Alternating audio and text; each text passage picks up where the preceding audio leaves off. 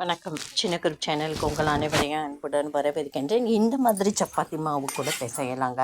பரோட்டாவுக்கு, சப்பாத்திக்கு எல்லாத்துக்குமே ரொம்ப சாஃப்டாக இருக்கும், மிருதுவாக இருக்கும். அதாவது சப்பாத்தி மாவு ஒரு கப்பு எடுத்துக்கிறீங்க. அந்த ஒரு கப்பு சப்பாத்தி மாவுக்கு அரை கப்பு தண்ணி விட்டு நல்லா கொதிக்க வச்சு கொஞ்சமாக தேவையான அளவு உப்பு சேர்த்துட்டு மாவு போட்டு அடுப்புலேயே சிம்மில் வச்சு கலந்துட்டு அப்புறம் கையில் கொஞ்சம் எண்ணெய் விட்டு 2 ஸ்பூன் எண்ணெய் விட்டு நல்லா பிசைஞ்சிக்கோங்க. பிசைஞ்சு நீங்கள் பரோட்டா, சப்பாத்தி உங்கள் விருப்பத்துக்கு ஏற்ற மாதிரி போட்டு பாருங்களேன்.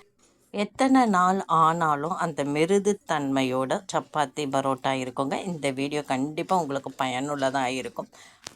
சப்பாத்தி மாவை ஒரு பாத்திரத்தில் வச்சுட்டு நல்லா கொஞ்சம் கொதிக்கக்கூடாது. அந்த கொதிக்கிற ஸ்டேஜில் ஸ்டவ்வை ஆஃப் பண்ணி அந்த சுட தண்ணியை மாவில் உப்பு போட்டு கலந்துட்டு கொஞ்சம் கொஞ்சமாக ஊற்றி பிணைஞ்சாலும் மிருதுத்தன்மையாக இருக்கும். இந்த வீடியோ பிடிச்சிருந்தால் லைக் பண்ணுங்கள், ஷேர் பண்ணுங்கள், சப்ஸ்கிரைப் பண்ணுங்கள், கமெண்ட் பண்ணுங்கள். நன்றி.